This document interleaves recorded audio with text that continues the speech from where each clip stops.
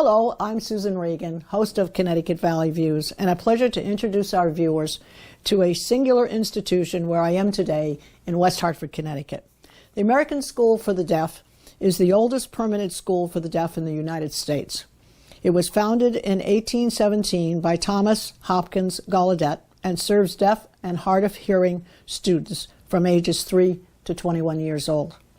The school was originally called the American Asylum at Hartford for the education and instruction of the deaf, and was the first school for deaf children anywhere in the Western Hemisphere. We will now turn to our first guest, Bradford P. Mosley, who acts as a historian for ASD to provide a record of the school through the evolution of ASD's buildings, and Brad helps with tours and organization of collections and incorporate creative works from deaf artists. I'm going to be explaining about the American School for the Deaf school buildings, in which we had 5. The first was the Bennett City Hotel in downtown Hartford. It was right across the street from the Wadsworth Athenaeum. The school opened with 7 students on April 15, 1817, in rented quarters in City Hotel. The school was named the Connecticut Asylum for the Education and Instruction of Deaf and Dumb Persons. Some of the students were day students, Alice Cogswell, for example, and others from out of state were residential. Rent was paid by the trustees of the school. The second school, as the number of boarding students grew, there was a need for more space. So the second school was purchased, a mansion on Prospect Street in Hartford. Faculty and boarding students lived there. In 1819, the school was renamed the American Asylum at Hartford for the education and instruction of the deaf and dumb. The school used both the City Hotel and this mansion house until the third school was occupied in 1821. The third school. Before 1821, Laurent Clerc visited Washington, D.C. and demonstrated the teaching of the deaf before the United States Congress. A year later, Congress granted a township of land in Alabama to the school, thus giving the school both national scope and public support. The school's new main building, called Old Hartford, was built on Lord's Hill, now Asylum Avenue, located on the western edge of Hartford. Over the years, a dining room, kitchen, workshops for vocational education, and a chapel were added to the campus. During this time, roughly about 1895, the school's name was again changed to become known as the American School at Hartford for the Deaf, which is now the current name of our school. The fourth school. By the first part of the 20th century, Lord's Hill, Asylum Avenue, was no longer a rural neighborhood. Hartford had grown into an industrial city, and the local government was proposing new streets through the school's property. The school's director concluded that a more rural setting would afford a better learning environment. In 1919, when a tract of farmland in West Hartford became available, the directors purchased it and built a new building, Gallaudet Hall, on North Main Street. The fifth school. The fifth school, which is our current school, is a state-of-the-art building designed in collaboration with a deaf architect that reflects the visual learning styles of deaf and hard-of-hearing students. This new school, the Gallaudet Clerc Education Center, replaced the old Gallaudet Hall, which had become outdated, run down, and unsafe. Groundbreaking of this new school was held in May 2012, and the school opened to its first students in September 2014. Our next guest is Laurent Holt, who has no official administration and capacity with the American School for the Deaf, but he is the 4th generation. Tell me how we say that correctly. 4-time great-grandson of Laurent Clerc, okay, who was the Frenchman that came from France with Thomas Gallaudet to found the American School for the Deaf. At that time, it was the Hartford Asylum and then the American Asylum back in 1817. Think about the name of the American School for the Deaf. It says American. Mm-hmm. It doesn't say U.S., it says American, and I like that. It's not only patriotic, but it says that we're here, we're supposed to be the leaders of the free world. I think it's a very good nomenclature. for the school. And Connecticut, from the research that I've been doing, Connecticut was the center of public education in the United States. With Yale University, the movers and shakers of much of the early American country was from Connecticut, and Dr. Cogswell and Daniel Wadsworth, the people that started the American school, The families. they were, again, the movers and shakers, and they were very involved, and that's the reason, of course, they were very patriotic, and it's the reason why the school was here. They saw it very much as an American school that would draw students from all over New England and the country. And Connecticut is known, I mean, actually, the Northeast is known for having some of the finest educational facilities between Yale and even the schools. I mean, they score well overall with SAT scores and so forth. I do think these days, I'm just going to make this aside comment, that we need to spend a little more time on the curriculum of math and English and history. Some of the other things they've slid in, are taking up time. But the American School for the Deaf is such a good example, and you're so well organized. And particularly with students, and I've already mentioned it, they're from ages 3 to 21 years old. And in the preparation of having them be constructive people to contribute back to society and not viewed as a segment that can't do it. So it's very exciting. Yes, which was very different at the time because deaf members of the states and the communities didn't have these opportunities, again, because they did not have the language that connected to them, to their own culture, and then to the larger hearing culture. And so they were able to, especially in Hartford, it evolved a very sophisticated international group of deaf people that came out of the school, the people that became the principals, that became the teachers and the instructors, that first taught here and then moved out across the country and opened and started deaf schools. Well, very briefly, Laurent, give us a sense of how we came around. There is a portrait that was done. Tell us of who, and then there is another portrait that is happening up on the wall, is hanging on the wall behind it. Just how did it all happen? And then you contacted me, and then it turned out it was my mother who had painted the painting. Just give us that. Well, Susan, I love this story because this story is kind of an example of kind of a lot of the work that happens out of this museum. Again, we're in the Cogswell Heritage House, where so much of American School for the Deaf history is. And it's an example. The research they're doing, the situation with you and I was related to one day, Brad, who is one of the curators here, sent me a photograph of your mother and my grandfather, Guy B. Holt, who was the 11th president to the board of the directors of the American School from in the 50s into the 60s. Yeah, 1949 to 1968, I think. 68. And in 69, your mother had painted a portrait of him that was presented to him by the American School after his retirement as president of the board. And I saw this picture that Brad sent me, and I was like, who is this person? And I had never seen that before. It's the only known portrait of my grandfather we had, and I thought that was great. And so I, of course, with the internet, I Googled her name and found this fascinating history of who she was and her origin story. And there was an email at the bottom with your name on it. And so I decided, well, I'm just going to email this. And this happens often here, is you take a piece of history and you run it out to find out more about it. And you responded. And right away. Right away.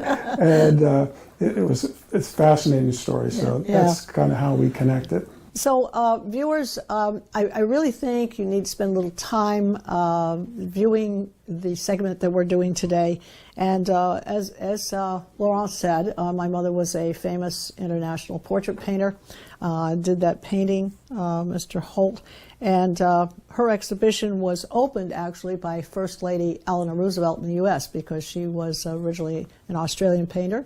I was born in Australia. And you can see all of her paintings and many of the broadscape of subjects. It's not only paintings from the Solomon Islands, natives that she did when she was only 20 years old. And that website to go to is www.sylviadavisartfoundation.org. Well, it's been a real pleasure speaking with you today and giving us the background and how involved you are with the school. Our final guest is Jeffrey S. Bravin, who has been employed at the American School for the Deaf since 2002 and is currently the executive director of the school. He reports directly to the board of directors to carry out the vision, the mission, and the goals of ASD. Jeffrey, please give us the various roles you have held and project accomplishments relating to the building of ASD's new state-of-the-art educational facility and the Gallaudet Clare Education Center. You also currently serve on the advisory board for the state of Connecticut. Thank you so much for having me today. My journey to the American School from the Deaf was a long one. I started here initially as a development officer, working in the Office of Institutional Advancement, focusing on fundraising because that was my background prior to arriving here at ASD, and that is how I got started. That gave me the opportunity to meet so many different people across the state of Connecticut, so many donors who have been extremely supportive of our school, and so that had continued to grow. And then we had several grants that required us to be able to complete different projects. And so my role changed and I became a special projects officer.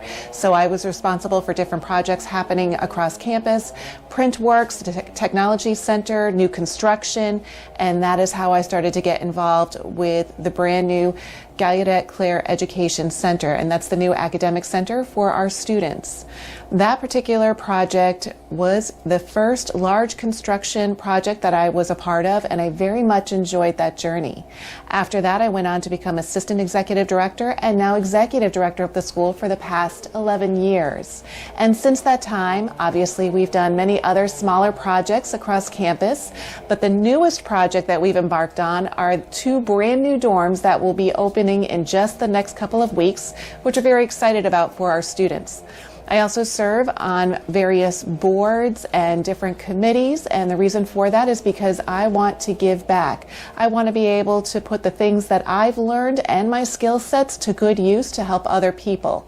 The advisory board that I'm involved with that you just mentioned at the state level is the State of Connecticut governor-appointed advisory board to serve deaf, hard of hearing, and deaf-blind individuals. My role in that advisory board is to collaborate and work with other wonderful people on that board to talk about how we can continue to support the needs of our community here in this state of Connecticut. Connecticut is an amazing state, but it is also a very small one. And so the impact that we are able to make is tremendous, and the things that we can do to help our community get appropriate access is amazing. Right now, we're fighting to make sure that we are able to provide our community members with communication access in healthcare and medical settings. And so that's just one of a number of many projects that we are working on to provide equity for deaf, hard of hearing, and deaf-blind people here in Connecticut. Well, give us a sense, if you can, Jeffrey, of the growth of the students that you're reaching. I'm sure there are special education students who have their own incapacities along with the deaf challenge. How many students do you actually have on campus right now? Currently, we have about 145 to 150 students here on campus.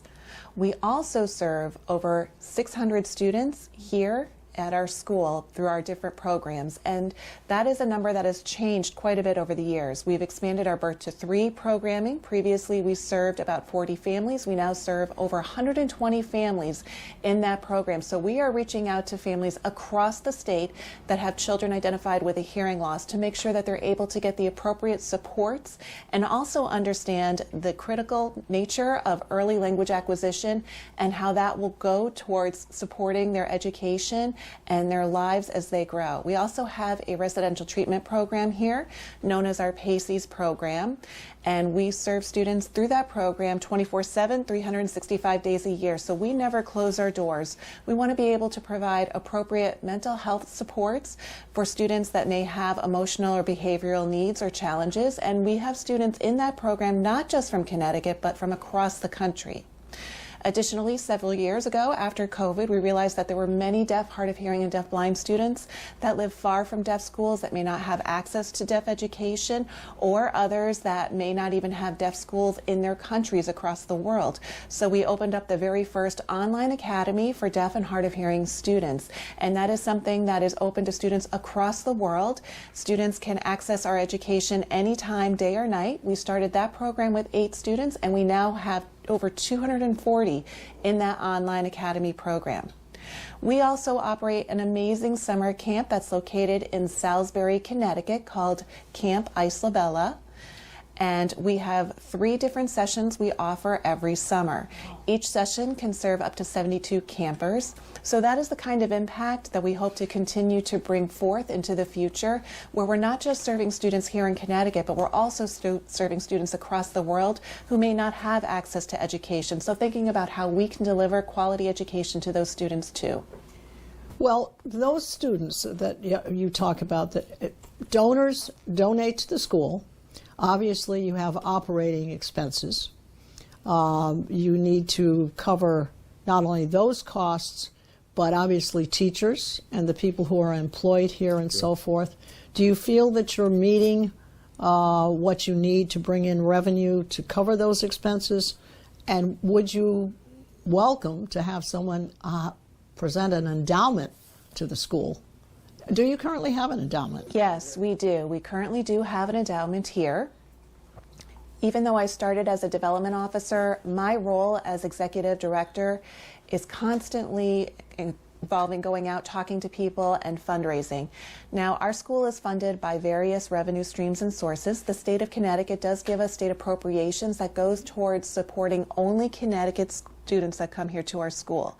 Now, 70 to 80% of our students do come to us from low-income families, and so their ability to be able to go out on field trips or go to various events or even to buy things just for self-care is very limited. And so those kinds of funds are things that we seek to be able to raise to go towards supporting those students. We have a wonderful group of donors that are extremely dedicated and committed to our school. But as I work each and every day, I work towards a vision of a better future for all deaf and hard of hearing and deaf-blind students. So we have something that's called our strategic plan. And that is a commitment to develop different initiatives and programs to make sure that our school will be viable for many more years to come. And part of that effort is the work that we are now undertaking to raise funds to support all of our strategic initiatives that the school has. We also have an endowment, and I am always looking for people to be able to give more towards our endowment, because that endowment assures longevity and long-term supports for our school so that we can remain committed to supporting any students that are in need of the financial means to be able to participate in various activities or projects, or if we're able to build additional buildings here on campus that will truly meet their learning styles and their needs. Well, tell me, Jeffrey, how many people do you employ here now? Assistant teachers and, your leader teachers and so forth. So how many do you currently employ? Currently, we employ 350, close to 350 individuals, not just here in our West Hartford campus, but we also have online teachers from across the world who teach our online programs. So our staff come from all over. But here in West Hartford, we have everybody from custodial to facilities people to administrative assistants to teachers, teachers' aides, residential counselors, school administrators. We have deans of students, principals. We have the executive leadership team. All of our employees are absolutely amazing people because they strive to make our students' lives better. They know that the work we do now will help each and every child in the long run. Well, let's talk about curriculum. We talk about curriculum in public schools. I'll be talking about it, private schools, Catholic schools, and so forth. Give us a sense of the curriculum. You said you have 2 new dorms, and what are they dedicated to? You say 2. So are they dedicated, one to academic? And then tell us a little bit about the sports and athletic programs you have. Sure. So our curriculum is the same kind of curriculum you would see in many other public schools. We don't have a different curriculum with the exception that we do add deaf studies and American Sign Language education so that our students are familiar with American Sign Language and can be proud of their rich history, their culture, and the successes that deaf people have had across the world so that these children can grow up to learn and understand that they can be anything they want to be. The new dorms that we are building are designed. Say this. I like this idea of they can be anything they want to be. That is a very good, positive objective. It's terrific. Thank you. Our tagline is always able. We firmly believe that each of our students can be always able, meaning they can be whatever they want to be in life. And we make sure that we focus on every individual child because we understand that no one deaf child is exactly alike. They are all individuals. They are all different. We want to make sure that we surround them with all of the supports they need, not just academic, but also emotional, mental, and physical. Yes. Yeah. That's wonderful because there are so many people in life who have all of the normal abilities to communicate and they get nothing done. And yet your students are encouraged to say they can do anything and be anything they want to be. That's correct. That's correct. I am always amazed at the work that deaf schools do, not just here at the American School for the Deaf, but the work that is being done at deaf schools across the country. If we look back to many years ago, deaf people previously could only become teachers, go into print shops, or become auto mechanics. Even as early as 1980, we only had 4 to 5 deaf attorneys. Now we have over 400 to 500 deaf attorneys. We have deaf physicians, and there are so many job opportunities that are open to deaf individuals. And we can do just about anything except become commercial airline pilots or enlist in the military to serve in the armed forces. Those are the only 2 fields that are close to us, but anything else deaf people can do. And I think that's because we've done a tremendous job in educating our children to ensure that they can go out and do whatever they want to do. Well, congratulations on that. What do you see are the next steps or the next objectives or the next challenges that you foresee, and how are you going to meet them? I think there are 2 pieces to that. Overall, for the deaf, hard of hearing, and deafblind community, technology is changing fast. It is transforming our lives every single day. With the advent of digital hearing aids, cochlear implants continue to improve and evolve, and for those students that sign, all of the technology that's available to them continues to improve and grow. And so just keeping up with that technology and making sure that we are providing the right kinds of supports so that our students are able to use and take advantage of that technology. Now, when we talk about our campus here, we want to make sure that we are at the absolute forefront with our educational approach and delivery to our students. But we also want to ensure that our facilities are up to date and that they are here to truly meet the visual needs of our students. And so our next big endeavor is building a brand new academic center, not for our academic students, but for the students in our residential treatment program. We have so many students with emotional and behavioral challenges. We also have students on the autism spectrum. We want to make sure that we have an academic building designed to meet the needs of those students. And then we're hopeful that we'll be able to build a brand new STEAM center to ensure that we're able to deliver science, technology, engineering, and math opportunities to our students because of our wonderful robotics team. We have an amazing culinary arts team. We know they need the right kind of facilities so that we can provide those services. Finally, I am hoping to establish the first ever deaf museum where we'll be able to display the artifacts of our rich history here at ASD that we are so proud of, because the American School for the Deaf is the first permanent school for the deaf in America. And we have so many valuable artifacts that we want to show the public to help them understand our rich history, and people before me, how they made such an impact, and how people after me will continue to impact the lives of deaf people.